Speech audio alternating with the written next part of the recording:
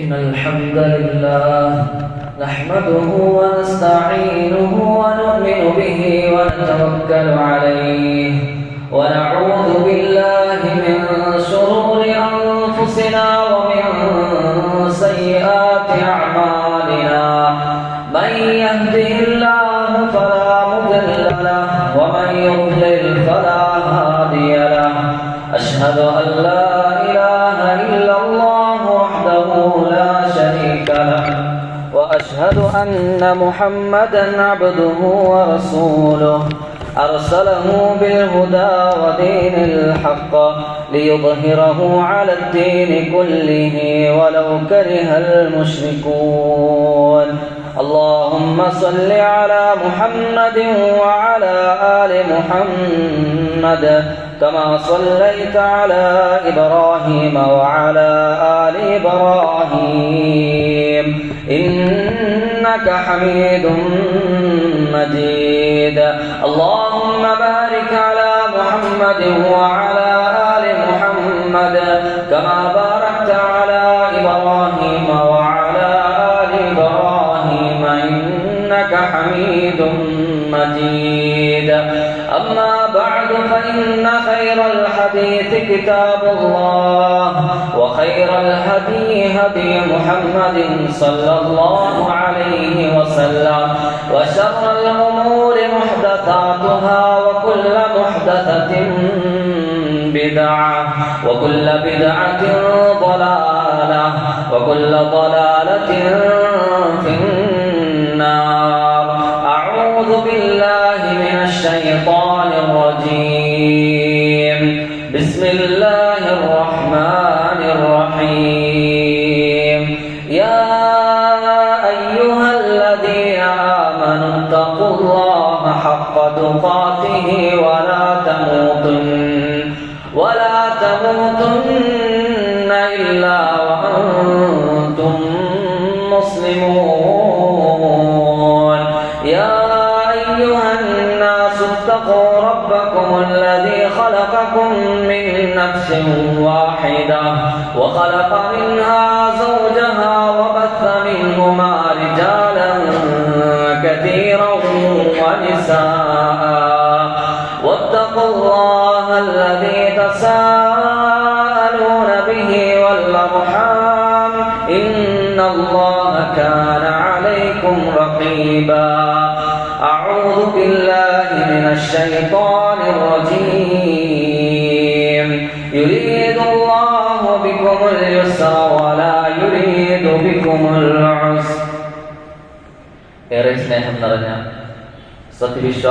വിശ്വാസിനികളെ, റബ്ബിന്റെ വിധിവിലക്കുകൾ ജീവിതത്തിന്റെ രഹസ്യ പരസ്യ മേഖലകളിൽ പാലിച്ചുകൊണ്ട് ജീവിക്കണമേ എന്ന് ആദ്യമായി എന്നോടെന്ന പോലെ നിങ്ങൾ ഓരോരുത്തരോടും ഉപദേശിക്കുകയാണ്. അതർഹിക്കുന്ന ഗൗരവത്തിൽ വസിയ്യത്തും ചെയ്യുകയാണ്.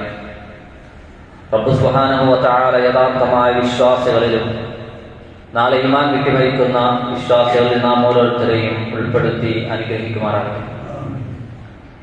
പ്രവാചകൻ സല്ലല്ലാഹു അലൈഹി വസല്ലമയുടെ ഒരു ഹദീസിൽ നമുക്ക് കാണാം. ആ ഹദീസ് നമ്മൾ പരിശോധിക്കുമ്പോൾ ഇസ്ലാമിന്റെ ഏറ്റവും അടിസ്ഥാനപരമായ ഒരു വിഷയത്തെ സംബന്ധിച്ചാണ് പ്രവാചകൻ സല്ലല്ലാഹു അലൈഹി വസല്ലമ അവിടെ പഠിപ്പിക്കുന്നത്. പ്രവാചകൻ പറയുകയാണ്, ലൗലാ അൻ അശഖ്ഖ ഉമ്മത്തി ലഅമത്തുഹും ബിസ്സിവാഖി ഇൻദ കുല്ലി സ്വലാഹ്. പ്രവാചകൻ സല്ലല്ലാഹു അലൈഹി വസല്ലം പറയുന്നത്, എൻ്റെ ഉമ്മത്തിന് ഒരു പ്രയാസം ഉണ്ടാകില്ലായിരുന്നെങ്കിൽ ഞാൻ അവരോട് കൽപ്പിക്കുമായിരുന്നു എല്ലാ നമസ്കാര വേളയിലും ദന്തശുദ്ധി വരുത്താൻ എന്ന് പ്രവാചകൻ പറയുകയാണ്. ഇസ്ലാമിന്റെ ഏറ്റവും അടിസ്ഥാനപരമായ ഒരു കാഴ്ചയാണ് പ്രവാചകൻ സല്ലല്ലാഹു അലൈഹി വസല്ലമ ഈ ഹദീസിലൂടെ നമ്മളെ പഠിപ്പിക്കുന്നത്. അഥവാ ഇസ്ലാം പ്രയാസമുണ്ടാക്കാൻ ഉദ്ദേശിക്കുന്നില്ല. ഇസ്ലാമിന്റെ ഏതെങ്കിലും ഒരു നിയമം നമുക്കൊരു പ്രയാസകരമായി നമുക്ക് തോന്നുന്നുണ്ടെങ്കിൽ, നമസ്കാരമാകാം, നോമ്പാകാം, അല്ലെങ്കിൽ മറ്റു ദാനധർമ്മങ്ങളാകാം, ഏതേ സൽക്കർമ്മങ്ങളാകാം, അത് നമുക്കൊരു പ്രയാസങ്ങളായി തോന്നുന്നുണ്ടെങ്കിൽ അത് തീർത്തും അടിസ്ഥാനരഹിതമായ ഒരു വിഷയമാണ്. ശരിക്കും ഇസ്ലാമിന്റെ നിയമം നമ്മൾ പരിശോധിക്കുമ്പോൾ നമുക്കതൊരു പ്രയാസമുള്ളതായി നമുക്ക് തോന്നുകയില്ല. ഇസ്ലാമിന്റെ ഏറ്റവും വലിയ നിയമം നമ്മൾ എടുത്തു നോക്കിയാലും, ഏതേത് നിയമം നമ്മൾ എടുത്തു നോക്കിയാലും അത് മനുഷ്യ ജീവിതത്തിന്റെ പ്രശ്നപരിഹാരമായിട്ടാണ് നമുക്ക് കാണാൻ സാധിക്കുക. ഇസ്ലാം എന്നിട്ട് ഏകദേശം 14 നൂറ്റാണ്ടോളമായി. ഈ നൂറ്റാണ്ടിന്റെ ഇടയ്ക്ക് ഒരു വ്യക്തി കടന്നു വന്നുകൊണ്ട് ഇസ്ലാമിന്റെ ഇന്ന നിയമം അത് ശരിയല്ല, അത് ഈ കാലഘട്ടത്തിന് യോജിച്ചതല്ല, അത് മനുഷ്യന്റെ യുക്തിക്കും അതുപോലെ അവന്റെ പ്രകൃതിക്കും യോജിച്ചതല്ല എന്ന് പറഞ്ഞുകൊണ്ട് എത്ര തന്നെ വിദ്യാഭ്യാസമുള്ള ആളുകളാണെങ്കിലും എത്ര തന്നെ പഠിപ്പുള്ള ആളുകളാണെങ്കിലും ആളുകൾക്കും കഴിഞ്ഞിട്ടില്ല എന്നുള്ളതാണ്. എന്തുകൊണ്ടെന്നാൽ ഇത് റബ്ബിന്റെ നിയമമാണ്, ഇത് റബ്ബിന്റെ നിയമങ്ങളാണ്. ഇത് മനുഷ്യ ജീവിതത്തിൽ അത് മാത്രമാണ്, റബ്ബിന്റെ നിയമങ്ങൾ മാത്രമാണ് മനുഷ്യ ജീവിതത്തിന്റെ പരിഹാരമായി മാറുകയുള്ളൂ. മറ്റേതെല്ലാം തരത്തിലുള്ള തത്വചിന്തകൾ നമ്മൾ മുന്നോട്ട് വച്ചാലും അതൊന്നും ജീവിതത്തിന്റെ പരിഹാരമായി തീരുകയില്ല എന്നുള്ള വാസ്തവം നമ്മൾ മനസ്സിലാക്കേണ്ടതുണ്ട്. നമ്മൾ ഈ ദുനിയാവിലേക്ക് ഒന്ന് കണ്ണോടിച്ച് നോക്കിയാൽ നമുക്ക് അത് വളരെ വ്യക്തമായിക്കൊണ്ട് നമുക്ക് മനസ്സിലാക്കാൻ സാധിക്കും.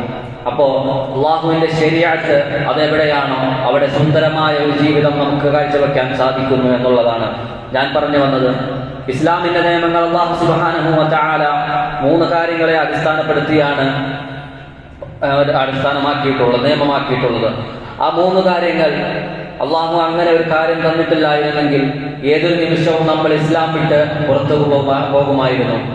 അങ്ങനെയുള്ള ആ 3 കാര്യങ്ങളിൽ ഒരു കാര്യത്തെ സംബന്ധിച്ച് മാത്രം ഞാനിവിടെ സൂചിപ്പിക്കാം. ഒന്നാമത്തെ കാര്യം എന്ന് പറയുന്നത് റബ്ബ് സുബ്ഹാനഹു വ തആല അവന്റെ ശരീഅത്തിൽ ഇസ്ലാമിനെ നിയമമാക്കുന്നുണ്ടെങ്കിൽ, ആ ശരീഅത്ത് നിയമമാക്കുന്നുണ്ടെങ്കിൽ അതിൽ ഹർജ് ഇല്ലാതാക്കി എന്നുള്ളതാണ്. ഹർജ് എന്ന് പറഞ്ഞാൽ പ്രയാസം, കുടുസത, ബുദ്ധിമുട്ട്, അതൊന്നും ഇല്ലാതാക്കി എന്നുള്ളതാണ്. അത് ഇസ്ലാമിന്റെ ഏതേത് നിയമം നമ്മൾ എടുത്തു നോക്കിയാലും ഈ നിയമം അത് മനുഷ്യ ജീവിതത്തിന് ഒരിക്കൽ പ്രയാസമാണ് എന്ന് പറയാൻ സാധിക്കുകയില്ല. കാരണം അത് റബ്ബിന്റെ നിയമമാണ്, അത് റബ്ബാണ് അതിനെളുപ്പമാക്കി തന്നിരിക്കുന്നത്. പ്രവാചകൻ സല്ലല്ലാഹു അലൈഹി വസല്ലമയുടെ വിശേഷണത്തെ കുറിച്ച് വിശുദ്ധ ഖുർആൻ പറഞ്ഞെടുത്ത് വയദഉ അൻഹും ഇസ്റഹും വല്ലഗ്ലാൽ അല്ലതി കാനത് അലൈഹിം. ജാഹിലിയ കാലഘട്ടത്തിൽ മക്ക മുശ്രിക്കുകൾ പേറിക്കൊണ്ട് നടന്ന അവരുടെ ഭാരങ്ങളും അതുപോലെ കൂട്ടുകളും വിലങ്ങുകളെയും പ്രയാസങ്ങളെയും ഇറക്കി വെക്കാൻ സഹായിച്ച വ്യക്തിയാണ് പ്രവാചകൻ സല്ലല്ലാഹു അലൈഹി വസല്ലം എന്നതാണ് വിശുദ്ധ ഖുർആൻ പറഞ്ഞത്. എന്ന് പറഞ്ഞാൽ അവർ വാദിക്കുന്നത് ഞങ്ങൾ ഇബ്രാഹിം മില്ലത്തിന്റെ ആളുകളാണ്. ഇബ്രാഹിം മില്ലത്താണ് എന്ന് പറയുന്നവർക്ക് ആരാധന കർമ്മങ്ങൾ അവർക്കുണ്ടായതായി നമുക്ക് കാണാൻ സാധിക്കും. ഹജ്ജ് കർമ്മം അവർക്കുണ്ടായിരുന്നു, അന്നുണ്ടായിരുന്ന മുശ്രിക്കുകൾക്ക്. അതുപോലെ തന്നെ ചില ആരാധനാ കർമ്മങ്ങൾ അവരിലുള്ളതായി നമുക്ക് കാണാൻ സാധിക്കുന്നതാണ്. അങ്ങനെയുള്ള ആരാധന കർമ്മങ്ങളിൽ പലതിനും അവർക്ക് പ്രയാസങ്ങളും ബുദ്ധിമുട്ടുകളും ഉണ്ടാകുന്ന കാര്യങ്ങളായിരുന്നു. ഇസ്ലാമിന്റെ കടന്നുവരവോടുകൂടി, ഇസ്ലാമിന്റെ ആഗമനത്തോടുകൂടി അവർക്കുണ്ടായിരുന്ന ഭാരങ്ങൾ ഇറക്കി വെക്കാൻ സാധിച്ചു. ഇസ്ലാമിനെ കുറിച്ച് പ്രവാചകൻ സല്ലല്ലാഹു അലൈഹി വസല്ലമ തന്റെ സ്വഹാബത്തിന് അപ്ലൈ ചെയ്ത് കൊടുത്തപ്പോൾ, അത് ചെയ്ത് കാണിച്ചു കൊടുത്തപ്പോൾ അവർക്ക് മുമ്പുണ്ടായിരുന്ന പ്രയാസങ്ങളും ബുദ്ധിമുട്ടുകളെയും അവർക്ക് ഇറക്കി വയ്ക്കാൻ സാധിച്ചു എന്നുള്ളതാണ്. നമുക്കറിയാം, ജാഹിലിയ കാലഘട്ടത്തിൽ ഒരു പെൺകുട്ടി ജനിക്കുകയാണെങ്കിൽ ആ പെൺകുട്ടിയെ എവിടെയാണ് കുഴിച്ചു മൂടേണ്ടത് എന്ന് ചിന്തിച്ചിരുന്ന ആളുകളായിരുന്നു അവർക്ക് ഒരു പ്രത്യേക തരം ജീവിതമായിരുന്നു. ശാന്തിയില്ലാത്ത, സമാധാനമില്ലാത്ത, സ്വസ്ഥതയില്ലാത്ത ഒരു പ്രത്യേക തരം ജീവിതമായിരുന്നു അവരുടേത്. മുസ്ലിങ്ങൾക്ക് ഇസ്ലാം എന്ന സുന്ദരമായ ശരീഅത്ത് കൊണ്ടുവന്നപ്പോൾ അവരുടെ ബുദ്ധിമുട്ടുകളും പ്രയാസങ്ങളും അവർക്ക് ഇറക്കി വയ്ക്കാൻ സാധിച്ചു. നമ്മെ സംബന്ധിച്ചിടത്തോളം നമസ്കാരം നമുക്കൊരു ബാധ്യതയാണ്. എന്നാൽ നമസ്കാരം എല്ലാ പ്രശ്നത്തിനെയും നമ്മുടെ എല്ലാ ബുദ്ധിമുട്ടുകളെയും എല്ലാ ഭാരങ്ങളെയും ഇറക്കി വെക്കാൻ സാധിക്കുന്ന ഒന്നതാണ് എന്നാണ് പ്രവാചകൻ സല്ലല്ലാഹു അലൈഹി വസല്ലമ നമ്മെ പഠിപ്പിക്കുന്നത്. അതാണ് റസൂലുള്ളാഹി സ്വല്ലല്ലാഹു അലൈഹി വസല്ലം പറഞ്ഞത്, ഇദാ ഹസബഹു അംറുൻ ഫസല്ല. പ്രവാചകന്റെ ജീവിതത്തിലേക്ക് ഇടങ്ങേറും ബുദ്ധിമുട്ടും കടന്നു വരുമ്പോൾ പ്രവാചകൻ സല്ലല്ലാഹു അലൈഹി വസല്ലമ നമസ്കരിക്കുമായിരുന്നു എന്ന് നമുക്ക് കാണാൻ സാധിക്കും. അപ്പോൾ പ്രവാചകന്റെ ബുദ്ധിമുട്ടുകളെയും പ്രയാസങ്ങളെയും എല്ലാം ഇറക്കി വെച്ചു കൊടുത്തിരുന്നത് അത് നമസ്കാരമായിരുന്നു. അതാണ് മുസ്ലിം ലോകത്തിന്റെ ബുദ്ധിമുട്ടുകളും പ്രയാസങ്ങളും ഇറക്കി വെച്ചുകൊണ്ടിരിക്കുന്നത്. സമൂഹത്തിലെയും സമുദായത്തിലെയും പ്രശ്നത്തിന്റെ പരിഹാരം അത് ഇസ്ലാമിന്റെ ശരീഅത്തുകളാണ്. അപ്പോൾ ഇങ്ങനെയുള്ള ഹർജ്, ബുദ്ധിമുട്ട്, പ്രയാസം അല്ലാഹു നീക്കി എന്നതിന്റെ കാരണം നമ്മൾ പരിശോധിച്ചാൽ 2 എണ്ണമാണ്. ഒന്ന്, റബ്ബ് നമുക്ക് ശരീഅത്തിൽ പ്രയാസവും ബുദ്ധിമുട്ടുകളും ഇല്ലാതെ നമ്മുടെ ഇബാദത്തുകൾ നമുക്ക് ചെയ്യാൻ സാധിക്കുന്നു, വളരെ സുന്ദരമായി നമുക്കത് ചെയ്യാൻ സാധിക്കുന്നു എന്നുള്ളതാണ്. ഒന്നാമത്തെ കാരണം റബ്ബ് അത് എളുപ്പമുള്ളതാക്കി തന്നിരിക്കുന്നു. അതാണ് വിശുദ്ധ ഖുർആനിലൂടെ റബ്ബ് സുബ്ഹാനഹു വ തആല പറയുന്നത്, യുരീദുല്ലാഹു ബിക്കുമുൽ യുസ്റ വലാ യുരീദു ബിക്കുമുൽ ഉസ്റ. യുരീദുല്ലാഹു ബിക്കുമുൽ യുസ്റ, അല്ലാഹു നിങ്ങൾക്ക് നിങ്ങളുടെ ദീൻ എളുപ്പമുള്ളതാക്കി തന്നിരിക്കുന്നു. വലാ യുരീദു ബിക്കുമുൽ ഉസ്റ, അല്ലാഹു ഒരിക്കലും അത് ഞെരുക്കമുണ്ടാക്കാൻ, ആ മതത്തിൽ ഞെരുക്കമുണ്ടാക്കാൻ അല്ലാഹു സുബ്ഹാനഹു വ തആല ഒരിക്കലും ഉദ്ദേശിക്കുന്നില്ല എന്നതാണ്. അവൻ പ്രയാസത്തെ, ബുദ്ധിമുട്ടിനെ ആഗ്രഹിക്കുന്നില്ല എന്നതാണ്. അവൻ ഉദ്ദേശിക്കുന്നില്ല എന്നതാണ്. നമ്മുടെ ദീൻ വളരെ എളുപ്പമാണ്. ദീൻ എന്ന് പറയുന്നത് അത് എളുപ്പമുള്ളതാണ്. മുൻകഴിഞ്ഞു പോയ സമൂഹത്തിന്റെ മതം പോലെയല്ല ഈ ഉമ്മത്തിന്റെ ശരിയാത്ത്, ആ ഉമ്മത്തിന്റെ ശരിയാത്ത് പോലെയല്ല ഈ ഉമ്മത്തിന്റെ അവസ്ഥ എന്ന് പറയുന്നത്. നമുക്ക് നമസ്കരിക്കാൻ വെള്ളം കിട്ടിയില്ലെങ്കിൽ എന്താണ് അതിനുള്ള പരിഹാരം? നമുക്ക് തയമ്മം ചെയ്യാമെന്നുള്ളതാണ്. അത് മുൻകഴിഞ്ഞു പോയ സമൂഹത്തിനുണ്ടായിരുന്നില്ല. മുൻകാല സമുദായത്തിന് നമസ്കാരം ഉണ്ടായിരുന്നു. അവരുടെ ശരീഅത്തിൽ സ്വൽപ്പ വ്യത്യാസങ്ങൾ ഉണ്ടായിരുന്നു. എന്നാൽ തയമ്മം അവർക്ക് അങ്ങനെ ഒരു നിയമമില്ല. അവരുടെ ശരീഅത്തിൽ അതുണ്ടായിരുന്നില്ല. അത് റസൂലുള്ളാഹി സ്വല്ലല്ലാഹു അലൈഹി വസല്ലം പറഞ്ഞിട്ടുണ്ട്, എൻ്റെ ഉമ്മത്തിന് മാത്രം, എനിക്ക് മാത്രം പ്രത്യേകം ലഭിച്ചിട്ടുള്ള ഒന്നാണ് തയമ്മം ചെയ്യുക എന്നുള്ളത്. അതുപോലെ തന്നെ കഴുത്തിൽ വാള് വെച്ചുകൊണ്ട് അവിശ്വാസത്തിന്റെ വാചകങ്ങൾ ഉച്ചരിക്കാൻ പറഞ്ഞാൽ ഈ ഉമ്മത്തിന് വേണമെങ്കിൽ അവിശ്വാസത്തിന്റെ വാക്കുകൾ ഉച്ചരിക്കാം. എന്നാൽ മനസ്സിൽ ഒരു കണ്ടീഷൻ വയ്ക്കുന്നത് അവന്റെ മനസ്സിൽ ഈമാൻ ഉണ്ടായിരിക്കണം എന്നുള്ളതാണ്. എന്നാൽ മുൻകഴിഞ്ഞു പോയ സമുദായത്തിന് അങ്ങനെ ഉണ്ടായിരുന്നില്ല. അവനോട് അവരുടെ കഴുത്തിൽ വാൾ വെച്ചുകൊണ്ട് അവിശ്വാസത്തിന്റെ വാക്കുകൾ ഉച്ചരിക്കാൻ പറഞ്ഞാൽ അവർ അത് ഉച്ചരിക്കുക തന്നെ ചെയ്യണമായിരുന്നു. അല്ലെങ്കിൽ അവരുടെ കഴുത്തറുത്ത് കൊല്ലുമായിരുന്നു എന്നതാണ് നമുക്ക് കാണാൻ സാധിക്കുന്നത്. അവർക്ക് അതിലിളവുണ്ടായിരുന്നില്ല. പക്ഷേ ഈ ഉമ്മത്തിനിളവുണ്ട്. പക്ഷേ നമ്മുടെ മനസ്സിൽ നമ്മുടെ ഹൃദയത്തിന്റെ അന്തരങ്ങളിൽ അത് ഈമാൻ ഉണ്ടായിരിക്കണം എന്ന് മാത്രമാണ്. രണ്ടാമത്തെ കാര്യം എന്ന് പറയുന്നത് ലഘൂകരണവും അതുപോലെ എളുപ്പവുമാണ്. ഇതെല്ലാവർക്കും ഉള്ളതല്ല. ഇസ്ലാമിലെ ചില ആളുകൾക്ക് ചില സന്ദർഭങ്ങളിൽ ചില ഇളവുകൾ, ചില ലഘൂകരണങ്ങൾ റബ്ബ് സുബ്ഹാനഹു വ തആല നൽകിയിട്ടുണ്ട്. നമ്മളൊന്ന് ആലോചിക്കണം. ഈ രണ്ട് കാര്യങ്ങൾ ഇസ്ലാം ഉണ്ടായിരിക്കെ എന്തുകൊണ്ടാണ് ഇന്നും ഇസ്ലാമിനെ കുറിച്ച് കേൾക്കുമ്പോൾ ചില ആളുകൾക്ക് ഒരു വെറുപ്പാണ്, ഒരു വിദ്വേഷമാണ്? എന്തെന്നാൽ അതിന് കാരണം നമ്മൾ പരിശോധിച്ചാൽ നമ്മൾ തന്നെയാണ്. നമ്മൾ ഇസ്ലാമിനെ മറ്റൊരു രൂപത്തിൽ ചിത്രീകരിച്ചുകൊണ്ട് ജനങ്ങൾക്ക് കാണിച്ചു കൊടുക്കുന്നു.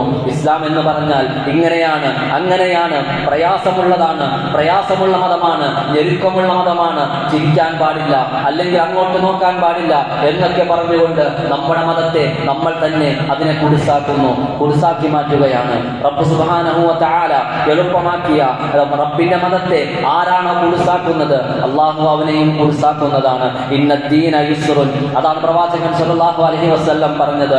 ഇന്നദ്ദീന യുസ്റുൻ, ദീൻ എന്ന് പറയുന്നത് അത് എളുപ്പമുള്ളതാണ്. ആരാണോ ഈ ദീനിൽ തീവ്രത കാണിക്കുന്നത്, ആരാണോ ഈ ദീനിൽ ശിദ്ദത്ത് കാണിക്കുന്നത്, പ്രയാസമുണ്ടാക്കുന്നത്, അവൻ നശിക്കാതിരിക്കുകയില്ല, അവൻ പരാജയപ്പെടപ്പെടുന്നതാണ്. ഇത് ഇസ്ലാമിന്റെ വളരെ അടിസ്ഥാനപരമായ വിഷയമാണ്. ഇത് എത്ര സുന്ദരമായിട്ടാണ് നമ്മുടെ മതം, എത്ര സുന്ദരമായി കൊണ്ട് നമ്മുടെ മതം നമുക്ക് മറ്റുള്ളവരുടെ മുന്നിൽ നമുക്ക് പറഞ്ഞു കൊടുക്കാൻ സാധിക്കും. ഇത്രത്തോളം ലഘുവായതും എളുപ്പമുള്ളതുമായ മതം നമുക്ക് വേറെ എവിടെയും കാണാൻ സാധിക്കുകയില്ല. അതിൽ നമ്മുടെ ജീവിതവുമായി ബന്ധപ്പെട്ട ഒന്ന് രണ്ട് കാര്യങ്ങൾ ഞാനിവിടെ സൂചിപ്പിക്കാം. നമ്മളിപ്പോൾ രോഗിയായി കഴിഞ്ഞാൽ എന്താണ് നമ്മൾ? രോഗിയല്ലാത്ത ആളുകൾ നമസ്കരിക്കുന്നത് പോലെയാണോ നമ്മൾ നമസ്കരിക്കേണ്ടത്? അങ്ങനെയാണോ നമ്മുടെ റബ്ബ് നമുക്ക് ശരീഅത്താക്കിയിരിക്കുന്നത്, നിയമമാക്കിയിരിക്കുന്നത്? അള്ളാഹുവിന്റെ നിയമങ്ങൾ, അള്ളാഹു ഒരു കാര്യം ശ്വാസിച്ചിട്ടുണ്ട് എങ്കിൽ ഓരോ മനുഷ്യന്റെയും സാഹചര്യവും സന്ദർഭവും നോക്കിക്കൊണ്ടാണ് റബ്ബ് സുബ്ഹാനഹു വ തആല ഓരോ നിയമങ്ങളും അവിടെ ഉണ്ടാക്കുന്നത്. അതാണ് ഇസ്ലാമിന്റെ ഏറ്റവും വലിയ പ്രത്യേകത എന്ന് പറയുന്നത്. അതാണ്. അപ്പോൾ നമ്മൾ രോഗിയെ സംബന്ധിച്ചിടത്തോളം റബ്ബ് ഒരുപാട് ഇളവുകൾ നൽകിയിട്ടുണ്ട്. രോഗിയുടെ നമസ്കാരം എന്ന് പറഞ്ഞാൽ, രോഗമെന്ന് പറഞ്ഞാൽ അവന്റെ ശരീരം മുഴുവനും ഉണ്ടായിക്കൊള്ളണമെന്നില്ല. ശരീരത്തിന്റെ ഏതെങ്കിലും ഒരു ഭാഗത്തുണ്ടായിരുന്നാലും മതി. അവന് രോഗിയാണല്ലോ എന്നതിന്റെ പേരിൽ അവന്റെ നമസ്കാരം ഒഴിവാക്കാനുള്ള ഒരു ഓപ്ഷനും അല്ലാഹു സുബ്ഹാനഹു വ തആല അവിടെ നൽകിയിട്ടില്ല. നമസ്കാരം അവൻ ഒഴിവാക്കാൻ, അവൻ നിസ്കാരമഴ ഒഴിവാക്കാൻ പറ്റില്ല. അവന് രോഗമാണ് എങ്കിലും നിന്ന് നമസ്കരിക്കണമെന്നാണ് ഇസ്ലാമിന്റെ കൽപ്പന. അതാണ് പ്രവാചകൻ പറഞ്ഞത്, നിർബന്ധമായും നീ നിന്ന് നമസ്കരിക്കുക എന്നുള്ളതാണ്. ഇതാണ് ഇസ്ലാമിന്റെ അടിസ്ഥാനപരമായ വിഷയം. എന്നാൽ നിൽക്കുന്ന വിഷയത്തിൽ എന്തെങ്കിലും ഒരു പ്രയാസമുണ്ടായാൽ, ഒരു ബുദ്ധിമുട്ടുണ്ടായാൽ അതിലൊരു അല്പസ്വല്പ വ്യത്യാസങ്ങൾ നമുക്ക് ഉണ്ടാക്കാം. ഇപ്പോൾ നമ്മൾ നമസ്കരിക്കുന്നതിനിടയിൽ നമുക്ക് പ്രയാസമാണ്. നമ്മുടെ അടുത്തൊരു മതിലുണ്ട്, ആ മതിലിലേക്ക് വേണമെങ്കിൽ നമുക്കൊന്ന് ചാരി നിൽക്കാം. അല്ലെങ്കിൽ ഒരു തൂണുണ്ട്, ആ തൂണിലേക്ക് നമുക്ക് വേണമെങ്കിൽ ചാരി നിൽക്കാം. നിൽക്കുന്നവന്റെ ഹുക്മ പോലെയല്ല ഇരിക്കുന്നവന്റെ ഹുക്മ എന്ന് നമ്മൾ മനസ്സിലാക്കണം. ഒരാൾക്ക് നടുവിനൊരൽപ്പം നടുവേദനയാണ്, അല്ലെങ്കിൽ നടുവിന് പ്രയാസമാണ്, അയാൾക്ക് നടു ഒരൽപ്പം കുനിഞ്ഞുകൊണ്ട് അവിടെ നമസ്കരിക്കാം, അയാൾക്ക് നമസ്കരിക്കാം. എന്നാൽ അയാൾ നിൽക്കുന്നവനെ പോലെയാണ് എന്നാണ് പ്രവാചകൻ സല്ലല്ലാഹു അലൈഹി വസല്ലം പറഞ്ഞത്. ഫഇല്ലം തസ്തതി ഖായിമ, അവൻ നിന്ന് നമസ്കരിക്കാൻ പറ്റില്ല എങ്കിൽ അവൻ അവിടെ ഇരുന്ന് നമസ്കരിക്കാം. ഇനി ഇരുന്ന് നമസ്കരിക്കാൻ പറ്റിയില്ലെങ്കിലോ അവൻ അവിടെ കിടന്നുകൊണ്ട് നമസ്കരിക്കാം. അവന്റെ ഇബാദത്തുകളിൽ ഒരു മുടക്കവും അവിടെ റബ്ബ് സുബ്ഹാനഹു വ തആല വരുത്തുന്നില്ല എന്നതാണ്. പക്ഷേ അവൻ അതിൽ ഇളവുകൾ നൽകി എന്നതാണ്. നമ്മുടെ ജീവിതത്തിൽ ഏത് വലിയ അസുഖമാണ് എങ്കിലും, ക്യാൻസർ ആകാം, അല്ലെങ്കിൽ ഹൃദ്രോഗമാകാം, എങ്കിലും നമ്മൾ അവർ ഏതൊരവസ്ഥയാണെങ്കിലും നമ്മുടെ നിസ്കാരം നമ്മൾ ഒഴിവാക്കിയുള്ള ഒരു കാരണവും നമുക്കുണ്ടാകാൻ പാടില്ല. രോഗമാണ് അല്ലെങ്കിൽ യാത്രയാണ് എന്ന് പറഞ്ഞുകൊണ്ട് നമുക്ക് നമ്മുടെ നമസ്കാരം ഒഴിവാക്കാനുള്ള ഒരു ഓപ്ഷനും ഇസ്ലാമിൽ നമുക്ക് കാണാൻ സാധിക്കുകയില്ല. എങ്ങനെയെന്ന് പറഞ്ഞാൽ അത് പണ്ഡിതന്മാർ വിശദീകരിക്കുന്നത്,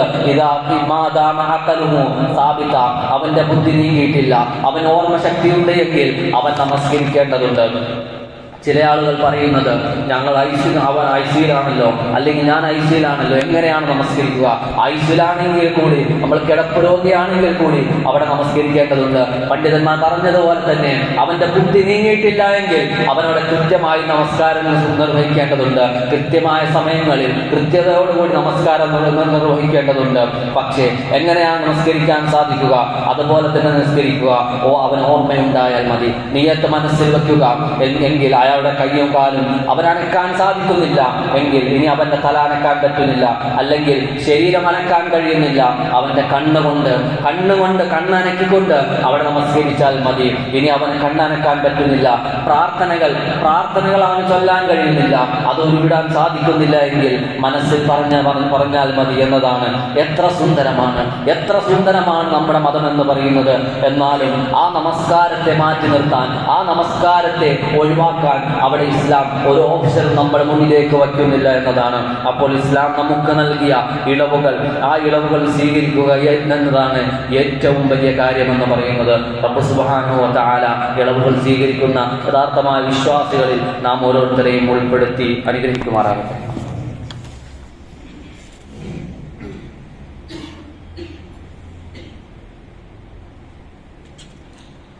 അൽഹംദുലില്ലാഹി വഹ്ദഹു വസ്സലാത്തു വസ്സലാമു അലാ മൻ ലാ നബിയ്യ ബഅദഹു വഅലാ ആലിഹി വസഹ്ബിഹി വമൻ തബിഅ ഹദിയഹു അമ്മാ ബഅദ്. ഒരിക്കൽ കൂടി റബ്ബിന്റെ വിധിവിലക്കുകൾ ജീവിതത്തിന്റെ രഹസ്യ പരസ്യ മേഖലകളിൽ പാലിച്ചുകൊണ്ട് ജീവിക്കണമേ എന്ന് എന്നോടെന്ന പോലെ നിങ്ങൾ ഓരോരുത്തരോടും ഉപദേശിക്കുകയാണ്. അതർഹിക്കുന്ന ഗൗരവത്തിൽ വസിയ്യത്തും ചെയ്യുകയാണ്. റബ്ബ് അനുഗ്രഹിക്കുമാറാകട്ടെ. സഹോദരി സഹോദരന്മാരെ, റബ്ബ് ഒരു രോഗിക്ക് കൊടുത്ത ഇളവുകളെ സംബന്ധിച്ചിടത്താണ് നമ്മൾ സംസാരിച്ചു വന്നത്. ഈ പറഞ്ഞ കാര്യങ്ങൾ നമ്മൾ വളരെ ശ്രദ്ധാപൂർവം വീക്ഷിക്കേണ്ട ഒന്നാണ്. ആകെ ആഴ്ചയിൽ ഒരമണിക്കൂറോ അല്ലെങ്കിൽ 20 മിനിറ്റോ മാത്രമാണ് നമുക്ക് കിട്ടുന്ന സമയം ദീൻ പഠിക്കാൻ, റബ്ബിനെ കുറിച്ച് പഠിക്കാൻ, റബ്ബിനെ കുറിച്ച് സംസാരിക്കുന്നത് കേൾക്കാൻ. ആകെ കിട്ടുന്ന സമയമാണ്. ജുമാ ഖുതുബ എന്ന് പറഞ്ഞാൽ അതുമായി തോന്നുന്ന എന്തെങ്കിലും തൊള്ളപടായി പൊട്ടിച്ചുകൊണ്ട് ഇറങ്ങിപ്പോകേണ്ടതല്ല. ആഴ്ചയിൽ ഒരിക്കൽ അവന്റെ ദീൻ പഠിക്കാനാണ് നമ്മൾ എല്ലാവരും പള്ളിയിൽ ഒരുമിച്ച് കൂടുന്നത്. മറ്റുള്ള ദിവസങ്ങളിൽ നമ്മൾ തിരക്കിലാണ്. നമ്മൾ ഓരോരുത്തരും ഈ ദുനിയാവിന്റെ പുറകെ ഇങ്ങനെ ഓടിക്കൊണ്ടിരിക്കുകയാണ്. ഇപ്പോ പന്ത് കളിക്കുന്ന ഒരുത്തന്റെ മുന്നിലൂടെ ഫുട്ബോൾ ഇങ്ങനെ ഓടിപ്പോകുമ്പോൾ അതിന്റെ പുറകെ ഓടുന്നത് പോലെയാണ് നമ്മൾ ഈ ദുനിയാവിന്റെ പുറകെ നമ്മൾ ഓടുന്നത്. പണം നാളെ എന്താകും, എന്താ അവസ്ഥ, പണമില്ലെങ്കിൽ എന്നത് മാത്രമാണ് നമ്മുടെ ചിന്ത. നമുക്കൊന്നിനും നേരമില്ല. നമുക്കൊന്നിനും സമയമില്ല. എത്രത്തോളം തിരക്കിലാണ് നമ്മൾ, അതിന് സമയമില്ല എന്നതാണ്. അത്രത്തോളം നമ്മൾ ദുനിയാവുമായി അടുത്തു എന്നുള്ളതാണ്. നമ്മൾ വളരെ ഗൗരവപൂർവ്വം ചിന്തിക്കേണ്ട കാര്യമാണ്. ആഴ്ചയിൽ ഒരു 20 മിനിറ്റെങ്കിലും മതം പഠിക്കാൻ, റബ്ബിനെ കുറിച്ച് പഠിക്കാൻ നമ്മൾ ശ്രദ്ധിക്കുക. ഇതൊക്കെയാണ് നാളെ പരലോകത്തും നാളെ ഖബറിലേക്കും നമുക്ക് കിട്ടാൻ പോകുന്നത്. വഅബ്ദു റബ്ബക ഹത്താ യഅതിയകൽ യഖീൻ. ആ യഖീൻ സത്യമായി കൊണ്ടുവരുന്നത് വരെ നമ്മൾ എന്ത് ചെയ്യണം? റബ്ബിനെ കുറിച്ച് പഠിക്കുക, നമ്മുടെ ഇബാദത്തുകൾ നമ്മൾ നന്നാക്കുക. ആ മരണം നമ്മിലേക്ക് വരുന്നത് വരെ, നമ്മുടെ ചെരുപ്പിന്റെ വാറിനോടടുത്താണ് മരണമെന്നാണ് പ്രവാചകൻ പറഞ്ഞത്. ആ മരണം വന്നു കഴിഞ്ഞാൽ നമ്മുടെ സർട്ടിഫിക്കറ്റുകൾക്ക് യാതൊരു തരത്തിലുള്ള വാല്യമില്ല, വേറൊരു ഉപകാരവും അതുകൊണ്ട് അവനുണ്ടാവുകയില്ല. എത്ര ഡിഗ്രികളുണ്ട് എങ്കിലും, എത്ര PhDകളുണ്ട് എങ്കിലും അതൊന്നും അവന് ഉപകാരപ്പെടുകയില്ല. എത്ര ഡിഗ്രികളുണ്ട് എന്ന് പറഞ്ഞിട്ടും കാര്യമില്ല. ആ മരണത്തോടുകൂടെ എൻ്റെ നിങ്ങളുടെ സർട്ടിഫിക്കറ്റിൽ മാറ്റി വേറൊരു ഫോട്ടോ ഒട്ടിച്ചാലും ആ സർട്ടിഫിക്കറ്റിൽ യാതൊരു തരത്തിലുള്ള വാല്യമില്ല എന്ന് നമ്മൾ മനസ്സിലാക്കേണ്ടതുണ്ട്. അത് മരിച്ചു കഴിഞ്ഞാൽ ആ സർട്ടിഫിക്കറ്റ് കീറിക്കളയുക അല്ലെങ്കിൽ കത്തിച്ചു കളയുക എന്നുള്ളത് മാത്രമാണ് നമ്മുടെ മുന്നിലുള്ള ഓപ്ഷൻ എന്ന് പറയുന്നത്. ഇത് ദുനിയാവിൻ്റെ പഠിപ്പാണ്, ദീനിന്റെ പഠിപ്പല്ല. നമുക്ക് നാളെ ഖബറിലേക്കുള്ള പഠിപ്പാണ് ഏറ്റവും അത്യാവശ്യമായി വേണ്ടത്. അപ്പോൾ ഞാൻ പറഞ്ഞു വന്നത്, റബ്ബ് രോഗികൾക്ക് ഒരുപാട് ഇളവുകൾ കൊടുത്തിട്ടുണ്ട്.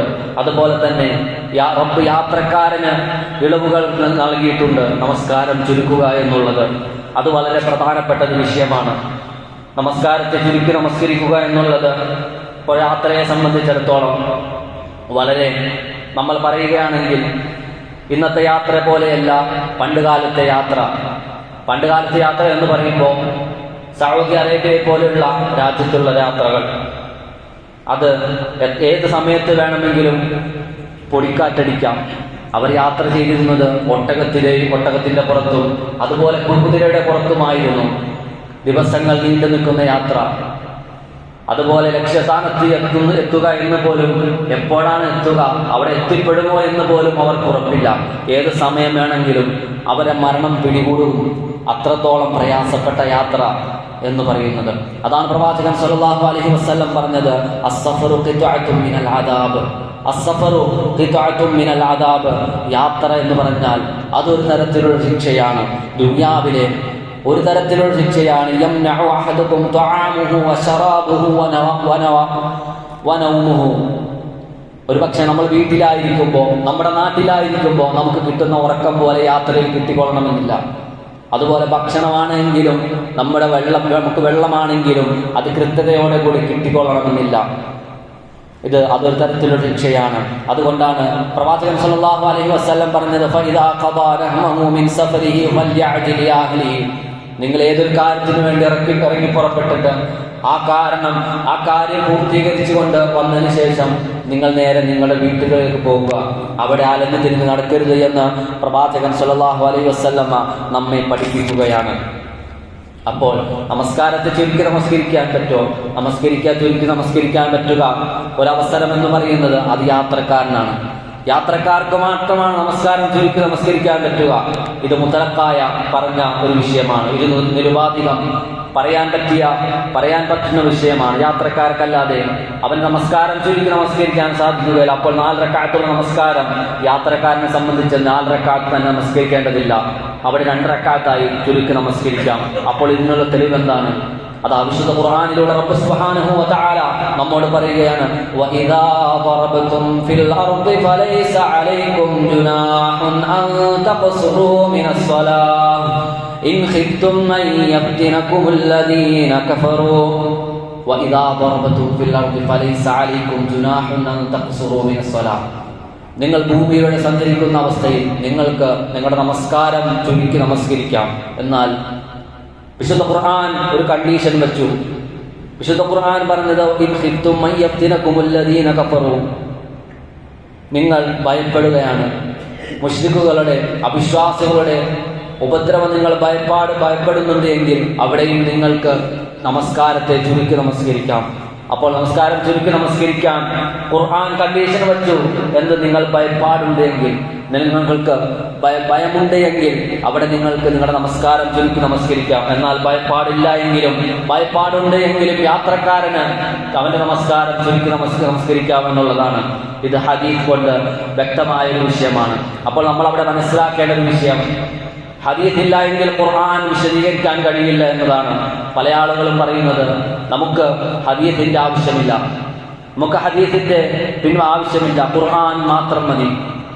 ഇല്ല, ഹദീസില്ല എങ്കിൽ ഖുർആനെ വിശദീകരിക്കാൻ ഒരിക്കലും സാധ്യമല്ല, പരമാർത്ഥമായ കാര്യമാണ്. അപ്പോൾ ഒരു യാത്രക്കാരനെ സംബന്ധിച്ചിടത്തോളം അവന് നമസ്കാരം ചുരുക്കണമെങ്കിൽ അക്രമികൾ ആക്രമിക്കാൻ വരുന്ന അവസ്ഥയിൽ മാത്രമാണ് നമസ്കരിക്കാൻ പറ്റുക എന്ന് ഖുർആൻ മാത്രം നമ്മൾ എടുത്തു നോക്കിയാൽ നമുക്ക് മനസ്സിലാവുകയുള്ളൂ.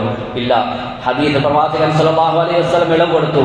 അതിൽ സ്വഹാബാക്കൾ എല്ലാവരും നിർഭയരായ അവസ്ഥയിൽ പ്രവാചകനോട് ചോദിച്ചു, പ്രവാചകരെ ആർക്കാണ് ഖസ്ർ ചെയ്യാൻ സാധിക്കുക, ആർക്കാണ് ചുരുക്കാൻ പറ്റുക എന്ന് ചോദിച്ചപ്പോൾ പ്രവാചകൻ സല്ലല്ലാഹു അലൈഹി വസല്ലം പറഞ്ഞു, സദഖത്തുൻ, അത് ഒരു ദാനമാണ്, അതൊരു സദഖയാണ്. തസദ്ദഖല്ലാഹു ബിഹാ അലൈക്കും, അത് അല്ലാഹു നിങ്ങൾക്ക് നൽകിയ ഒരു ദാനമാണ്. നിങ്ങൾ നിസ്കാരത്തെ ചുരുക്കി നമസ്കരിക്കുക എന്നുള്ളത്. ഫഅഖ്ബലു സദഖതഹു, അതിനാൽ ആ ദാനത്തെ നിങ്ങൾ സ്വീകരിച്ചു കൊള്ളുക, അത് തന്നെയാണ് റബ്ബിന് ഏറ്റവും ഇഷ്ടമുള്ളത് എന്ന് പ്രവാചകൻ പഠിപ്പിക്കുകയാണ്. നമുക്ക് ഇന്നത്തെ കാലത്ത് വാഹനങ്ങളുണ്ട്, നമ്മൾ ദീർഘമായ യാത്ര ചെയ്യുകയാണ്. അപ്പോൾ നമ്മൾ പറയും നമുക്ക് വാഹനമുണ്ട്, ഏതെങ്കിലും ഒരു പള്ളിയിൽ നിർത്തിക്കൊണ്ട് ആ സമയമാകുമ്പോൾ നമസ്കരിച്ചാൽ പോരെ എന്ന്. എന്നാൽ അതൊരിക്കലും സാധ്യമല്ല. അതൊക്കെ പ്രവാചകന്റെ ഹദീസിനോട് വിരുദ്ധമാണ് നമ്മൾ ചെയ്യുന്നത്. പ്രവാചകൻ അള്ളാഹു പറഞ്ഞ, പടച്ചിറപ്പ് പറഞ്ഞ ആ ഇളവുകൾ സ്വീകരിക്കുക എന്നുള്ളതാണ് നമ്മൾ ആ ചെയ്യുന്ന ഇബാദത്തുകൾക്ക് ഹക്ക് പുലർത്തി എന്ന് നമുക്ക് പറയാൻ സാധിക്കുക. റബ്ബ് സുബ്ഹാനഹു വ തആല സത്യം സത്യമായി കൊണ്ട് മനസ്സിലാക്കാനും അസത്യത്തെ അസത്യമായി മനസ്സിലാക്കുവാൻ റബ്ബ് തൗഫീഖ് നൽകി അനുഗ്രഹിക്കുമാറാകട്ടെ. റബ്ബ് നമ്മിൽ നിന്ന് വന്നുപോയ ചെറുതും വലുതുമായ എല്ലാ തെറ്റുകുറ്റങ്ങളും പുറത്തുമാപ്പാക്കി തരുമാറാകട്ടെ. റബ്ബ് നമ്മിൽ നിന്ന് മരണപ്പെട്ടു പോയ നമ്മുടെ മാതാപിതാക്കൾ, ബന്ധുമിത്രാദികൾ, ആദർശ സുഹൃത്തുക്കൾ, അള്ളാഹു അവരുടെ വിശാലമാക്കുകയും അവരെയും നമ്മയും അവന്റെ ജന്നാത്തുൻ നഈമിൽ ഒരുമിച്ച് കൂട്ടുകയും ചെയ്യുമാറാകട്ടെ. അള്ളാഹു നമ്മുടെ മാതാപിതാക്കൾക്ക് സ്വർഗം നൽകി അനുഗ്രഹിക്കുമാറാകട്ടെ. അള്ളാഹു അവർക്ക് ദീർഘായുസ് നൽകി അനുഗ്രഹിക്കുമാറാകട്ടെ. അള്ളാഹു നമ്മെല്ലാവരും ഇവിടെ ഈ പള്ളിയിൽ ഈ ജുമാക്ക് ഒരുമിച്ച് കൂടിയതുപോലെ നാളെ അവന്റെ ജന്നാത്തുൽ ഫിർദൗസിൽ ഒരുമിച്ച് കൂടാനുള്ള തൗഫീഖ് നമുക്ക് നൽകി അനുഗ്രഹിക്കുമാറാകട്ടെ. അല്ലാഹുമ്മ ഗ്ഫിർ ലിൽ മുഅ്മിനീന വൽ മുഅ്മിനാത്ത് വൽ മുസ്ലിമീന വൽ മുസ്ലിമാത്ത് വൽ അഹ്യാഇ മിൻഹും വൽ അംവാത്ത് ഇന്നക മുജീബുദ് ദഅവാതി വയാ ഖാദിയൽ ഹാജാത്ത്. അല്ലാഹുമ്മ അജിർനാ മിനൻ നാർ, അല്ലാഹുമ്മ അജിർനാ മിനൻ നാർ, اللهم أجر والدينا من النار. ربنا آتنا في الدنيا حسنة وفي الآخرة حسنة وقنا عذاب النار. رب ارحمهما كما ربيانا صغيرا، رب ارحمهما كما ربيانا صغيرا. ربنا تقبل منا إنك أنت السميع العليم وتب علينا إنك أنت التواب الرحيم. واغفر لنا يا غافر المجرمين والحمد لله رب العالمين.